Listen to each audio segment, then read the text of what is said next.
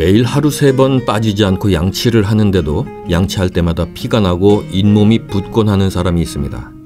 잘못된 양치 습관 때문에 오히려 치아가 많이 마모될 수도 있는데요.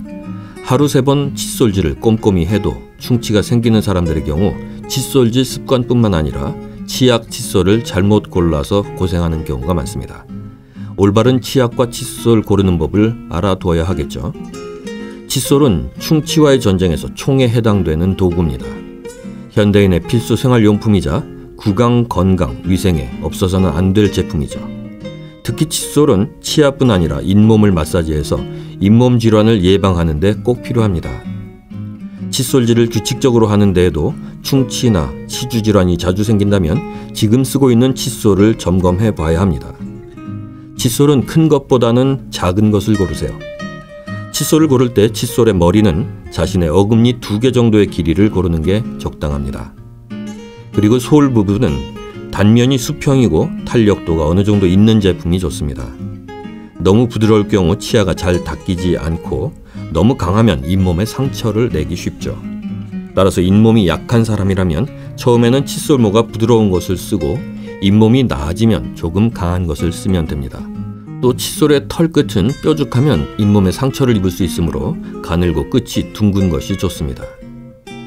아울러 칫솔 교체도 중요하답니다.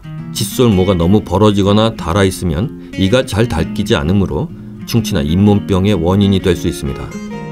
또 휘어진 칫솔모는 잇몸을 자극해서 염증을 일으키기도 합니다. 따라서 최소한 3개월에 한 번씩 칫솔을 바꿔주는 게 좋습니다.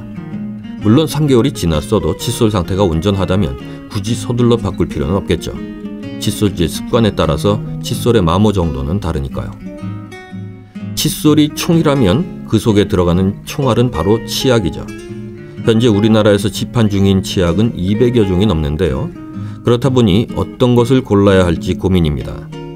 따라서 치약을 고를 때는 자신의 치아 건강 상태에 따라서 성분을 확인한 후에 선택해야겠죠. 아이들을 위한 치약을 고를 때는 충치를 예방하는 불소 성분이 함유된 치약을 선택하는 것이 도움이 되고요. 충치가 있는 사람이라면 불소 성분인 불화 나트륨과 1불소 인산 나트륨이 들어있는 것을 사용하는 것이 좋습니다.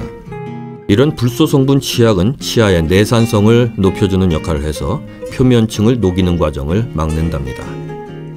또 치아가 시린 사람은 제3 인산칼슘, 질산칼륨 등이 포함된 제품을 선택해야 한답니다. 이 성분이 들어간 치약은 연마제 함유량이 적기 때문에 일정 기간 사용하면 시린 증상을 완화시켜줍니다. 치주 질환이 심한 사람이라면 소금, 토코페롤 아세테이트, 피리독신 등이 함유된 치약을 사용하면 효과적이랍니다. 그리고 치아 변색이 심한 사람은 지테나 치석 등이 있는 경우이므로 치석을 형성하는 과정을 예방하는 항치석 성분인 이산화규소, 침강 탄산칼슘 등의 성분이 들어간 치약이 좋습니다.